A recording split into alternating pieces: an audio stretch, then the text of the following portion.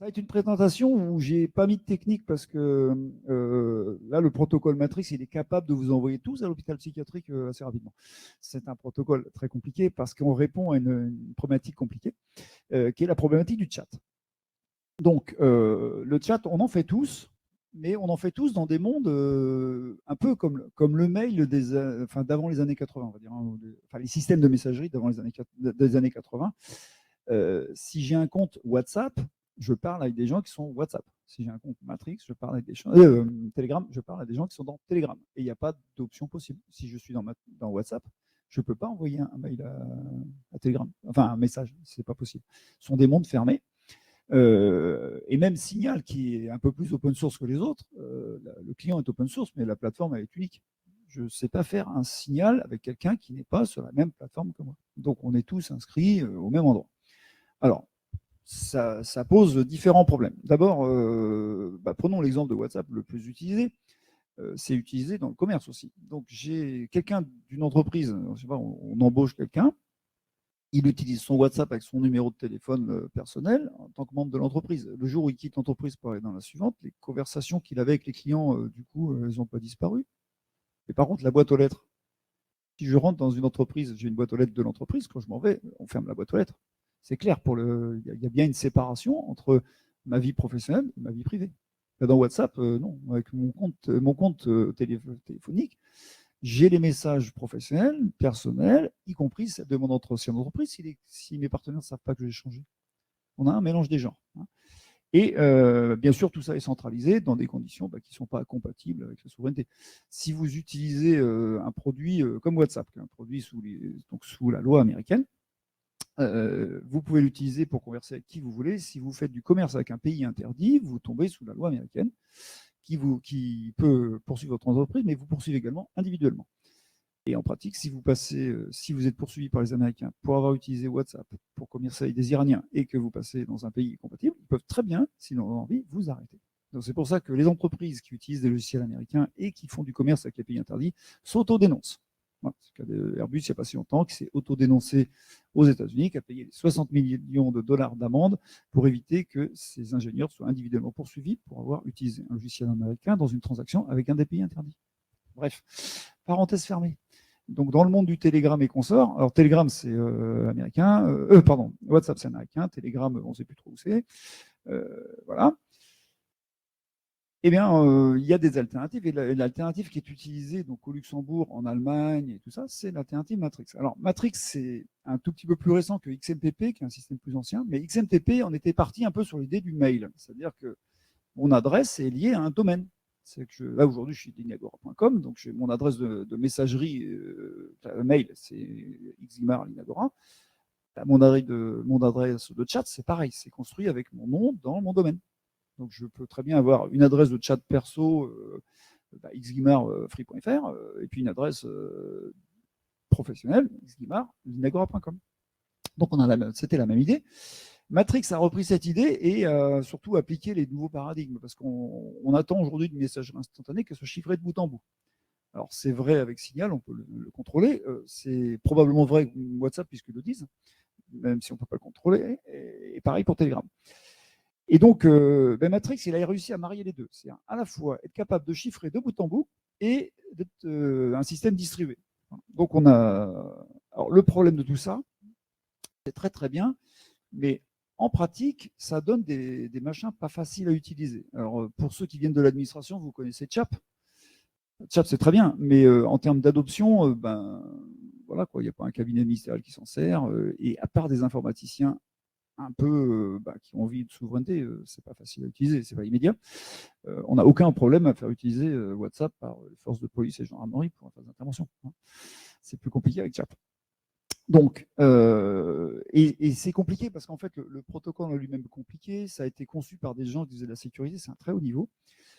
Et donc, nous, alors oui, un autre exemple, c'est pour trouver ses amis. Quand je démarre WhatsApp, il faut se mettre à la place de monsieur tout le monde, je démarre WhatsApp, tout de suite, il est capable de me dire, tous mes amis de mon carnet d'adresse de téléphone, il est capable de me dire, ils ont une adresse WhatsApp et je peux te connecter avec eux.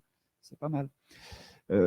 Chap, il ne le fait pas. Hein. Chap, si vous connaissez pas, quand je dis Chap, le monde Matrix, si vous ne connaissez pas exactement l'adresse à la virgule près, sans faute d'orthographe, de la personne avec qui vous allez communiquer, vous ne le trouverez pas. Il n'y a pas d'annuaire, il n'y a pas d'autocomplétion. C'est très compliqué. Et puis, on a un bug lié au protocole qui est que si j'ai un deuxième téléphone et que je n'ai pas perdu le premier, je peux essayer de resynchroniser mes messages. Il ne faut pas qu'il y ait le moindre incident réseau, sinon le message va mal se synchroniser, il sera chiffré à vie, quand je ne serai jamais capable d'ouvrir ce message que j'avais pourtant reçu. Enfin voilà, il y a tout un tas de problèmes que les utilisateurs Matrix connaissent bien. Donc du coup, ça fait un taux d'adoption dans le monde qui est très faible. Il n'est pas si faible que ça, parce qu'il y a des gouvernements, par exemple, en Allemagne, ça, il y a une vraie volonté, mais on est obligé un peu d'obliger les gens à y aller, quoi. Sinon, naturellement, personne ne va installer ça. Ça, c'est compliqué. Donc, on s'est dit, nous, en fait, on va analyser le problème, essayer de comprendre pourquoi et comment on pourrait faire mieux. Donc, déjà, pour la conciliation du carnet d'adresse, on a inventé un système fédérateur. On joue le jeu de l'open source, bien sûr, et également de l'open gouvernance et de l'open standard. Donc, ce qu'on a fait, on l'a fait pour nous et on l'a proposé aux autres. On a mis tout de suite en patch pour la RFC Matrix pour que tout le monde puisse voir et l'utiliser. Donc, c'est un système un petit peu compliqué au niveau cryptographique, mais ça permet globalement de faire comme WhatsApp. C'est que je vais trouver mes amis dans le monde Matrix, même s'ils ne sont pas sur le même serveur que moi. Je vais pouvoir savoir que moi, je suis linagora.com et j'ai un copain sur matrix.org. Si matrix.org joue le jeu de la fédération, je vais pouvoir retrouver mes amis. Donc, on va déjà cocher la première case pour ressembler à WhatsApp. Deuxième chose, dans les difficultés techniques des terminaux qui se perdent leurs clés et tout ça, il y a une grande part qui vient du fait que la sécurité, dans Matrix, il y a un seul niveau de sécurité, qui est le niveau max. Il n'y a pas du tout de progressivité. Et donc, quand vous démarrez le client traditionnel, élément, assez rapidement, il va vous poser une question là. On dit, tiens, j'ai une chaîne de 66 caractères, je crois que j'ai vu. Il faut la sauvegarder à un endroit vachement sécurisé parce que, attention, bon, bien sûr, personne ne le fait. Et puis le jour où on perd son téléphone, on perd définitivement tous ces messages. C'est pas possible de s'y retrouver. Donc nous, on a choisi une approche progressive. C'est-à-dire, quand on démarre, ça marche. Tout de suite. On a modifié tout le protocole de restauration. Donc on sauvegarde pour vous la clé. Après, l'utilisateur peut choisir de durcir le cran. C'est-à-dire, OK, on sauvegarde la clé, mais il veut mettre une sécurité à lui dessus. Donc voilà, chiffrer la clé pour lui. Il faudra qu'il n'oublie pas sa passe-phrase. Et troisième niveau, il fait comme avant, il télécharge, on retire la clé du serveur, il l'écrit dans son coin et il choisit d'avoir le niveau maximum. Et du coup, cette sécurité progressive permet aux gens qui rentrent dans le système, voilà, ils ont un truc qui marche tout de suite. Ils ouvrent le webmail, enfin pas le webmail, le web chat, quoi. Tout de suite, ils peuvent voir leur message. Tout va être beaucoup plus facile. Et puis, on a rajouté, alors cette fois-ci au sein du serveur d'entreprise, des fonctionnalités entreprise. Quand on est dans une entreprise, on a l'autocomplétion sur les mails. Alors, les gens connaissent ça bien, mais même un Thunderbird bien configuré, on tape à peu près l'adresse dans l'entreprise, il nous propose des noms. Bon, ça n'existe pas dans le protocole Matrix. On l'a rajouté. Alors, bien sûr, au sein de l'entreprise, parce qu'il n'est pas question de divulguer des identités dans le monde entier. Voilà. Et puis également, un moteur en gros, on peut se connecter au LDAP, chercher les gens et trouver les adresses, comme on fait sur le mail. Voilà. Donc ça, c'est ce qu'on veut faire. Enfin, c'est même pas ce qu'on veut faire, on l'a fait. Hein. Michel, qui est quand même particulièrement difficile sur le chat, a fini par nous adopter quand même. Maintenant, on arrive. Voilà. Donc, alors l'autre cahier des charges Linagora, c'est Chat, il n'y a pas de release. Pourquoi il n'y a pas de release? Parce qu'on a décidé que tant que ça ne marche pas pour nous, en interne, tant que ce n'est pas notre outil de base en interne, on ne le diffuse pas. Voilà. Et la diffusion, elle arrive dans pas longtemps, parce que ça y est, on l'utilise depuis quelques mois avec succès. Alors, ça ressemble à quoi? Ça ressemble beaucoup à T-Mail parce que c'est la même logique. Hein, c'est une application Flutter. Donc, ça marche sur iOS, ça marche sur Android, ça marche en web. Bon, après, c'est exactement, vous connaissez WhatsApp et tout ça, il n'y a pas de grosse différence à l'usage. Et c'est toute notre volonté, c'est de ne pas avoir de différence avec WhatsApp.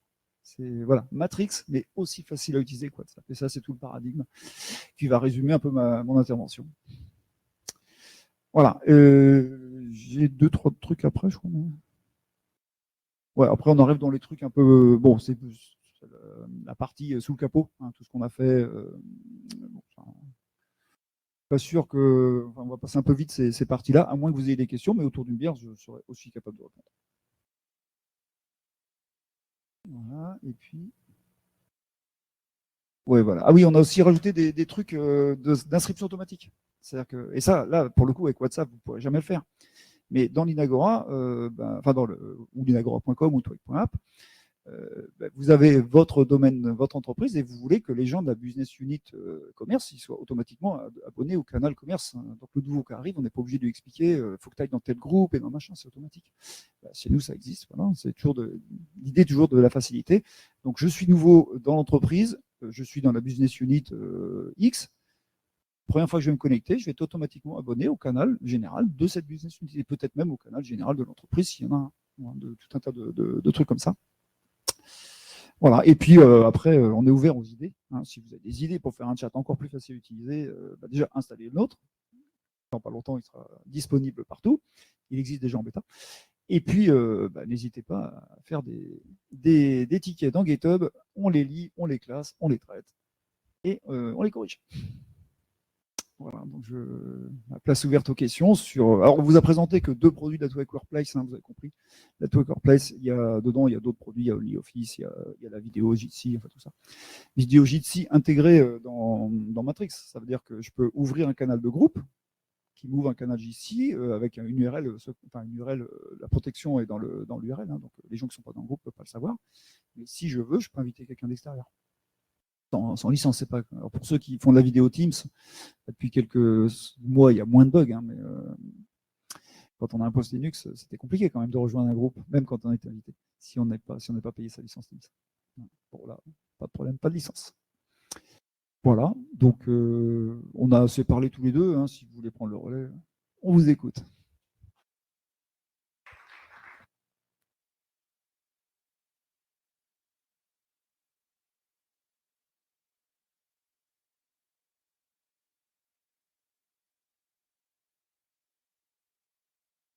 Alors, en fait, dans les mondes WhatsApp, Telegram ont été construits en monde fermé. Donc, ils n'ont pas vocation à être très ouverts, mais ils ont quand même quelques API.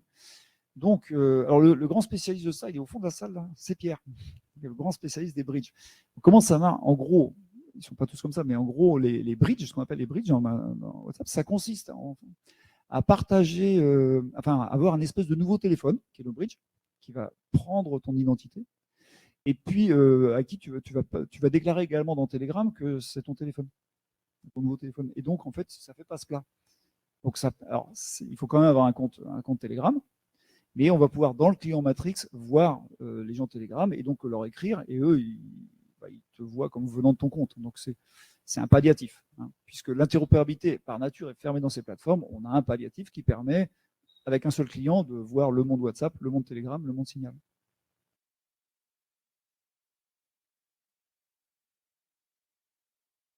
Ouais, ça peut être effectivement une solution. Et là, par contre, il faut maîtriser le bridge parce que c'est là que nous, le fait d'avoir un bridge souverain, parce que des bridges dans le monde, il y en a un. Il suffit de s'y connecter, mais on ne sait pas qui c'est. Et le bridge, lui, ça devient ton téléphone, donc il est capable de déchiffrer toutes tes conversations et des deux côtés, hein, WhatsApp et Telegram. Donc il faut faire un petit peu attention au bridge. C'est pour ça que nous, on propose aussi des bridges. Dans Twig, il y a des bridges qui sont les nôtres. Vous pouvez en utiliser d'autres, mais les nôtres, voilà, on offre quelques garanties, au moins du fait qu'on soit en France et sous couverture juridique française. Donc, on répondra de nos actes si jamais on triche.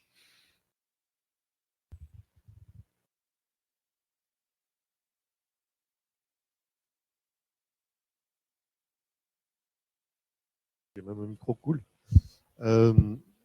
Le protocole Matrix a été enrichi du coup. Oui, exactement. Du coup, ça veut dire que pour faire marcher un client Twig Chat, il faut un serveur Matrix boosté aux stéroïdes. Alors, en fait, non, on a choisi comme tu as vu, tu peux avoir plusieurs adresses Matrix. Donc, ce qui est intéressant, c'est que ton client, comme un client mail, soit capable d'être connecté à plusieurs adresses à la fois. Et on a y compris une adresse CHAP, par exemple, pour les fonctionnaires. Donc, on a choisi de rester compatible avec le protocole Matrix non enrichi. Moins de fonctionnalités. Donc, quand tu es connecté à un serveur chat, un serveur Twig, pardon, le client le détecte, donc il sait qu'il peut t'offrir plus de services.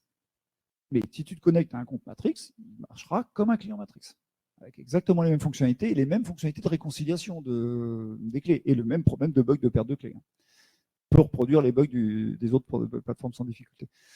Voilà, donc ça c'est les deux choses. Et puis, tu peux également utiliser un client Matrix qui n'est pas Twake dans notre monde Twake. On est aussi interopérable dans ce sens-là. Bien sûr, tu n'auras pas les fonctionnalités étendues, mais tu peux accéder à tes messages de la même manière.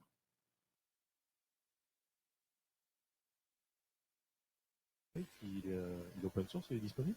Alors, évidemment, on est chez l'Inagora, tout est disponible. Donc, c'est sur le GitHub de l'Inagora. Alors, d'un point de vue architecture, on a choisi en fait de garder le serveur Synapse, donc qui est le serveur de la fondation, enfin le serveur principal de la fondation Matrix. Il y en a un deuxième, mais qui n'est pas tout à fait prêt. Et en fait, notre serveur, il habille le serveur Matrix. Voilà, pour éviter d'avoir à développer des choses qui existent déjà, on a donc un double serveur. Donc, on a modifié un petit peu le protocole d'enregistrement Matrix, ça reste compatible, c'est-à-dire que dans le well-known, hein, les documents de déclaration, on déclare qu'il y a un TOM serveur. Le TOM serveur signifiant Twake on Matrix. Et donc, notre client, quand tu te connectes à un serveur Matrix, s'il voit dans le premier document d'interopérabilité qu'il y a un TOM serveur, il va se connecter. S'il n'y en a pas, c'est qu'on est chez Matrix. Voilà. Et donc, on a un double serveur en pratique. Je vais profiter pour rebondir, pour expliquer qu'en fait, on a exactement la même logique de downgrade sur Twakemail. Donc, je peux utiliser le client Twakemail avec n'importe quel serveur JMap. Je perdrai alors les fonctionnalités propres à ce qui a été développé dans la surcouche Twake backend côté Linagora. Par exemple, tri de messages ou 2-3 autres petites broutilles légèrement impactantes. Par contre, je pourrais quand même réussir à accéder à mes messages. Voilà, donc ça dans un sens, mais dans l'autre, je peux aussi me connecter avec un client JMap tiers au serveur JMap de l'Inagora. Et même un client IMAP. Enfin, c'est la beauté des standards ouverts et d'avoir une adhérence tant du côté client que du côté serveur, c'est que ça donne tout un tas d'options d'architecture. Moi, j'ai une question pour chacun d'entre vous. En fait, admettons que je sois producteur d'un LLM. Mettons. Et que je sais qu'effectivement sur un client Matrix, en fait, en tout cas toutes les solutions ont fait du chiffrement bout en bout. C'est difficile en fait de faire de la recherche parce que mécaniquement, effectivement, il faudrait que j'ai la possibilité de déchiffrer en fait les messages. Donc comment je fais en fait pour intégrer en fait les services cognitifs qui seraient basés sur mon LLM dans Twake Chat? Ça, c'est ma première question. Est-ce que je suis obligé de fabriquer un bridge qui déchiffrerait ou est-ce que la seule solution, c'est de faire tourner le LLM sur le téléphone? Première question pour toi, Xavier. Et après, alors pour toi, Benoît, donc en admettant que je sois aussi un producteur de LLM,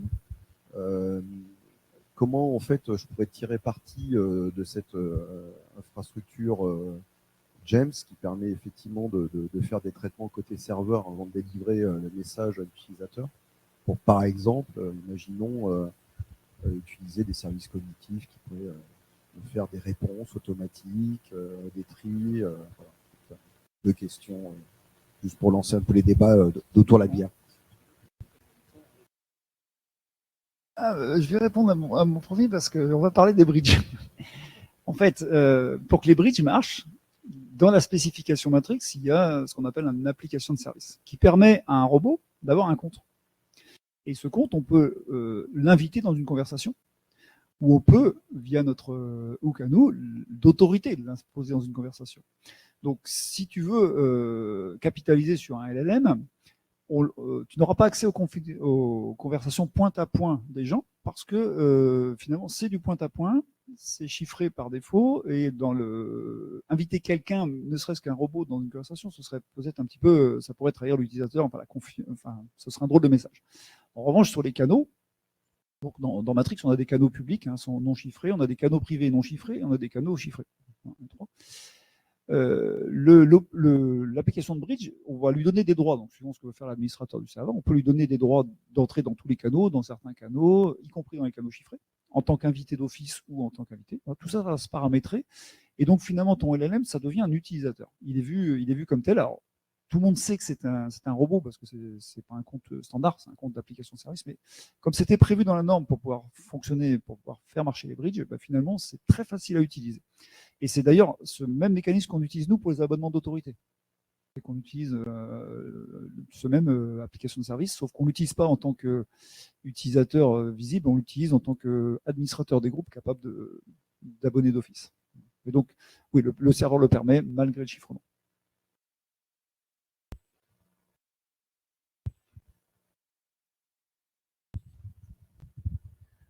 Sur la partie messagerie, on avait déjà mis en place une preuve de concept sur de la catégorisation automatique de messages. Pas en utilisant des LLM, en utilisant un bête algorithme KNN.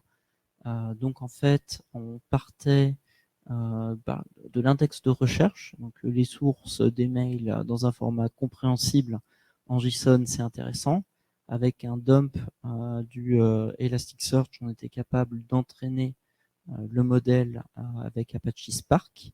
Et donc, du coup, après, derrière, de mettre ce modèle à disposition derrière une interface web, enfin une interface REST qui était appelée lors du processing des mails par le serveur James, qu'on était capable de venir augmenter les mails avec l'information de dans quel dossier le dit message devrait potentiellement être. Et on avait fait le choix de venir présenter, non pas faire la classification automatique, ne pas être capable de lire un message, c'est impactant. Si jamais moi ça tombe pas dans mon inbox, je suis pas capable de savoir ce que c'est.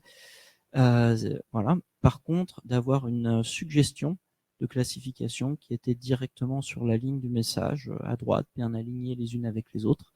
Et donc, en quelques clics, j'étais capable de trier mes suggestions dans mon inbox. Donc, globalement, j'imagine que ça prendrait un chemin en fait similaire en termes d'intégration dans l'écosystème Apache James.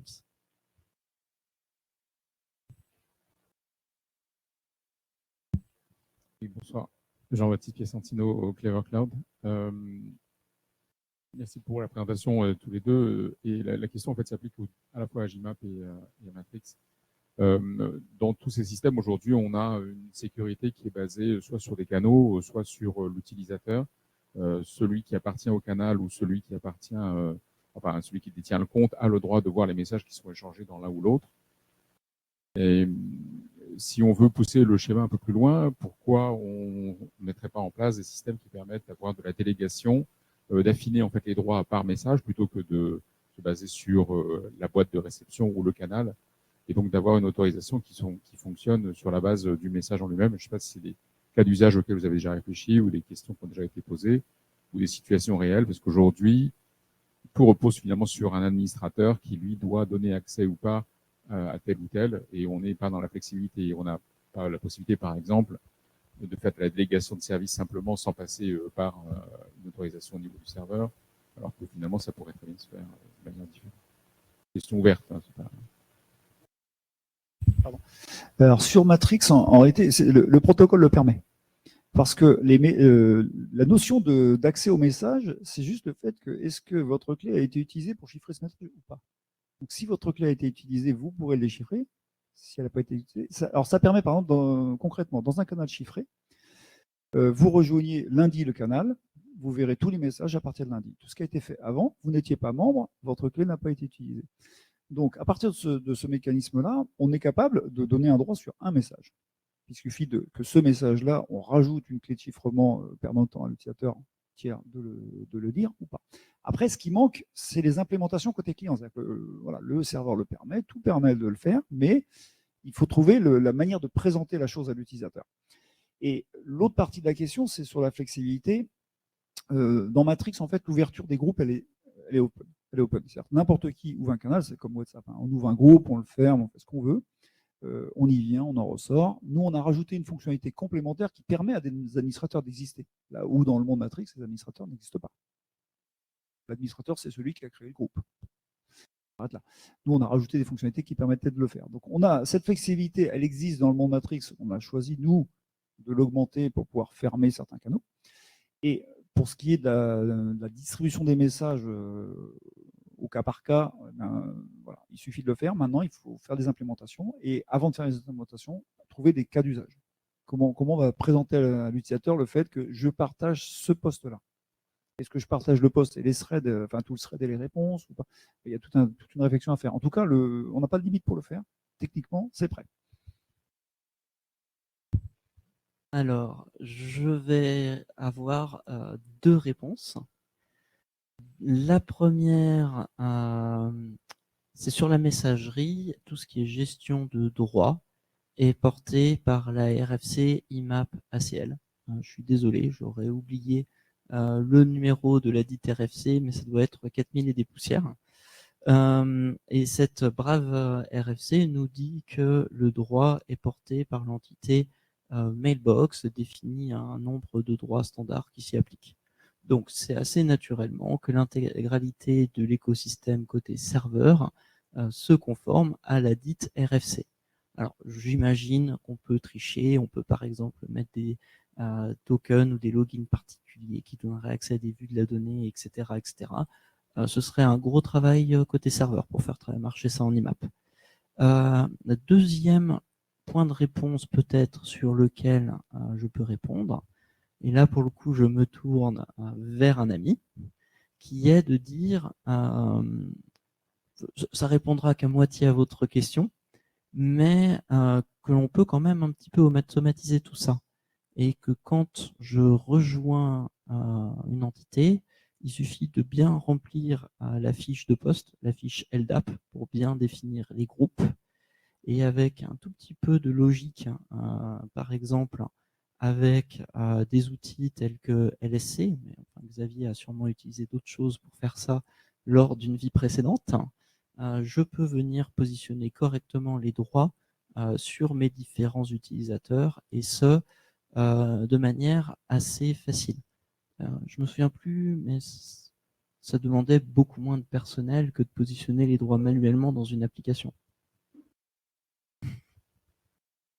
Je voudrais juste rebondir sur la question de Jean-Baptiste pour illustrer peut-être sur un cas d'usage, parce qu'on nous l'a soumis il n'y a pas longtemps. C'est effectivement, je suis dans mon client de messagerie, donc j'ai un mail, et ce mail-là, je ne suis pas légitime, ou en tout cas, je ne suis pas en fait la personne qui peut forcément y répondre. Et donc, j'ai besoin, en fait, comme ça existait à une époque dans une des solutions Google qui a été arrêtée à un moment donné, de dire je débranche en fait la discussion en fait du mail, je continue cette discussion via un chat de communication qui n'est pas forcément soit les récipients, donc les destinataires en fait du mail, soit en fait une entité nommée, donc un groupe de personnes en fait nommées. Et donc du coup, là pour le coup, je pense que le cas d'usage en fait, en tout cas ce qui est exprimé en fait Jean-Baptiste aurait du sens, c'est de dire en fait de pouvoir avoir une discussion qui est attachée finalement à un objet, un mail, et en enlevant la friction justement du groupe. Je crois que ça pourrait être un cas d'usage, quoi. De délégation, c'est-à-dire tout d'un coup, je vais m'absenter pendant quelques temps, je veux que Michel puisse continuer à prendre les messages qui me sont adressés, mais pas forcément tous les messages. Il y a un certain niveau de messages auquel je veux qu'il ait accès et pas les autres. Donc voilà, c'est cette flexibilité-là qui est compliquée à régler avec des ACL, tu as raison, hein, Benoît, mais c'est un chantier impossible pour l'avoir fait. Et donc voilà, je ne sais pas si on est en train de pousser le truc un peu trop loin, ou si ça relève d'une implémentation serveur, ou si c'est du protocole. Et vous aviez un peu répondu sur du hack un peu du protocole. Alors, 2 choses. La première, c'est je répondrai déjà par une autre RFC qui est URL auth. Voilà, donc URL auth qui me permet via un mécanisme de signature de donner accès à qui aura la dite URL à un dit message, il y a un mécanisme de rotation des clés et d'expiration de la dite donnée. C'est le genre de choses que je pourrais m'amuser, je pense, sur du temps perso, à essayer d'implémenter avec Apache James pour montrer la modularité de l'outil. Voilà, donc je suis quand même assez fondu. Voilà. Mais effectivement, ça ne répondra pas à je souhaite donner l'accès à mes mails qui viennent de la Fondation Apache de 8h à 13h à René Cordier pendant que je pars faire une présentation à un client. Ça, on est d'accord. Et effectivement, je pense que nous allons un peu trop loin. N'empêche, c'est très intéressant d'avoir ce genre de discussion lors d'une Q&A d'un groupe Meetup. C'est la première fois qu'on va aussi loin. Est-ce qu'on peut continuer avec une bière ? Juste, on a, par contre, dans la partie de ta question, Michel, on a un ticket ouvert depuis un peu l'année dernière qui est pour Twake. Non, qui est pour Twake 4. Non, mais je sais que tu ne connais pas ce ticket. C'est pour Twake 4 ou 5. Mais c'est bien prévu. Une plus forte intégration entre les outils. Alors là, l'idée, le cas d'usage, c'est un peu différent. C'est je reçois un mail de l'extérieur. Imaginons que je suis commercial, par exemple. Je reçois un mail de l'extérieur. Et qu'est-ce qu'on fait d'habitude? On forward aux collègues de l'unité, on discute, on fait des forwards de mail, donc il y a X copies du mail et tout ça. Et du coup, si on veut se souvenir, on ne fera pas le lien entre le mail d'origine et tout ce qui a été traité derrière. C'est très compliqué. Donc on s'est dit, un cas d'usage qu'on va pouvoir adresser en ayant groupé nos applications, c'est je reçois un mail, je déclenche un thread de chat sur ce mail. Et visuellement, dans le client Twake Mail, le mail il est tout seul, mais on voit le chat qui est distribué avec. Donc tous les participants du chat peuvent voir bien sûr le mail d'origine, mais que ce mail-là, et non pas la boîte d'origine du gars. Et chaque fois que j'irai archiver mon mail, j'aurai le lien sur le thread, parce que vous savez, les threads dans la messagerie instantanée, on en crée un parce qu'on a fait un événement, là, comme ce week-end on s'est passé au FOSDEM, il y avait le thread FOSDEM, et puis il est au fond de la pile, on ne le verra plus jamais. Et là, il y aura toujours un lien sur ce thread dans le mail. Donc c'est une autre réponse, hein, je suis d'accord, mais on va, au lieu de partir, on ne peut pas partir d'une réflexion générale, c'est trop compliqué. Donc on part de use case, en fait. Et puis on essaye de voir comment adresser un cas. Donc là, on est parti de cette user story, elle est écrite. On a mis ça en priorité 3, voilà, parce que non, mais il faut d'abord que les produits existent bien, et T-Mail existe, T-Drive existe, TwakeChat, il n'existe pas encore tout à fait, ça va pas tarder. Et voilà, on va mettre tout ça en œuvre, on va faire notre plateforme publique, mais derrière, ces cas d'usage existent. Et aussi bien également la participation du robot Linto de Ninagora aux conversations. Donc je vous remercie à tous les deux, parce qu'on n'a pas eu de week-end puisque nous étions au FOSDEM, et on a eu une très courte nuit puisqu'en fait on a été dans le noir par un prestataire extérieur. Donc je vous remercie à tous les deux parce que effectivement d'avoir fait l'effort d'être encore là ce soir en forme. Et donc effectivement basculons sur la bière, en fait ça sera très bien. Merci.